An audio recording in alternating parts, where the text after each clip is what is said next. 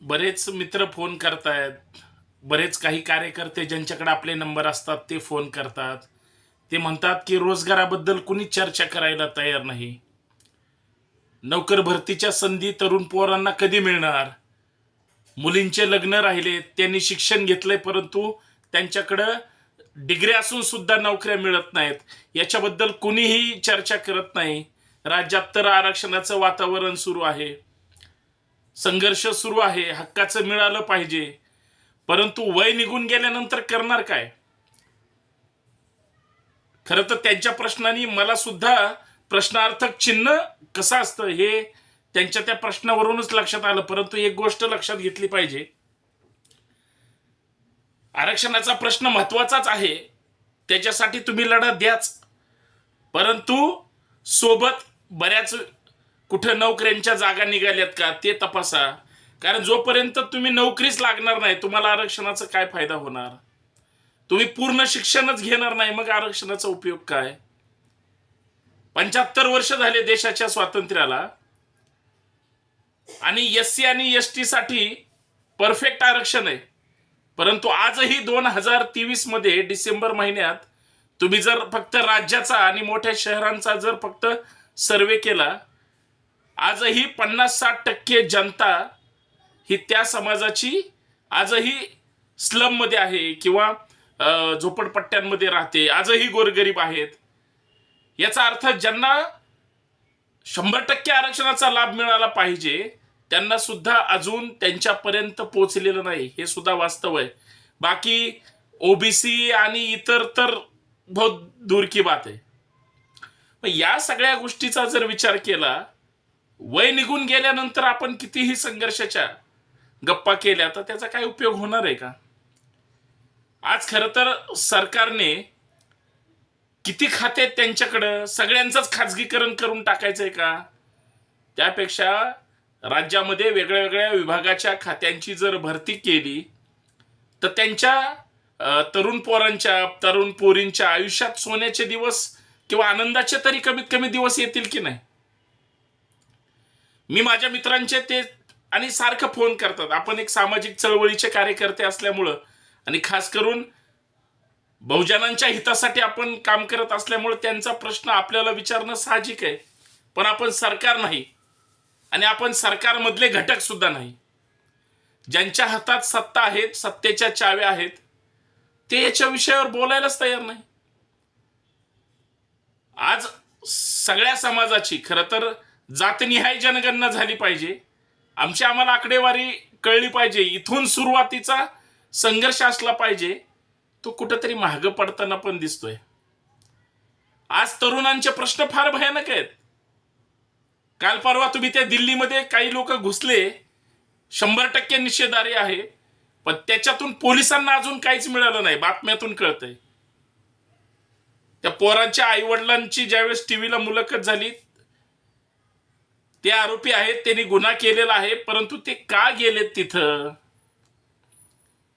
आज आपली पोरं का फ्रस्ट्रेशन मध्ये आहेत? सरकारची धोरणं का जनतेच्या विरोधातली आहेत?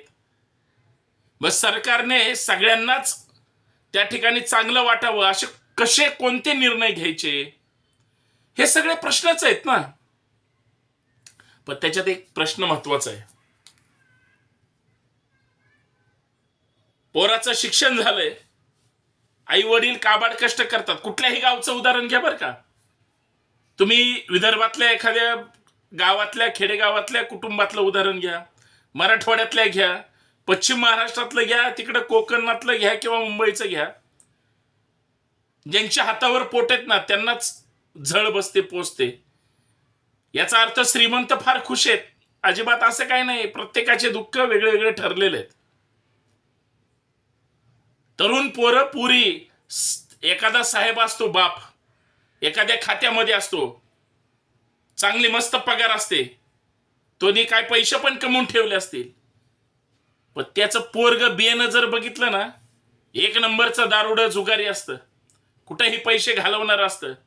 क्वचित बोटावर मोजण्या एवढे पोर असतात ज्या आई वडिलांच्या संस्काराला किंवा त्यांनी चांगले मार्ग जे काही शिकवलेले असतात त्या मार्गावर चालतात. बाकी 60-70% वाईट अवस्था आहे, लक्षात घ्या. ते इंदोरीकरांचं एक वाक्य आहे, परवा कीर्तनात ऐकलं. तुम्ही जर एखाद्या पदावर खुर्चीवर असाल, अधिकारी असाल किंवा पुढारी असाल, आणि तुम्ही सर्वसामान्य माणसाला लुटले असेल भरपूर, आणि त्याच पैशातून बंगला बांधला असेल, आणि पोरग जर तुमचा टुकार निघालं तर काय करणार?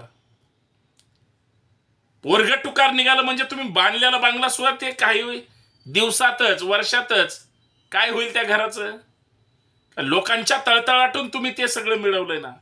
याच्यापेक्षा संस्काराच्या शिदोऱ्या या महाराष्ट्राच्या विचारांमध्ये फार भक्कम आहेत. खरं तर त्याकडे लक्ष दिलं गेलं पाहिजे, दिलं जात नाही.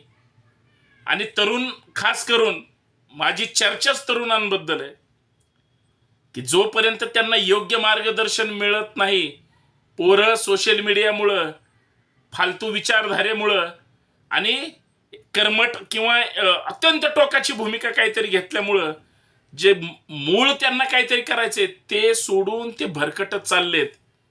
त्यांच्याकडे सुद्धा लक्ष देणं गरजेचं आहे. मुलगा असो किंवा मुलगी असो, मोबाईल चेक करत राहिलं पाहिजे हे काय करतात. खरं तर आज नोकऱ्यांच्या संध्या उपलब्ध झाल्या पाहिजेत, करतील सुद्धा.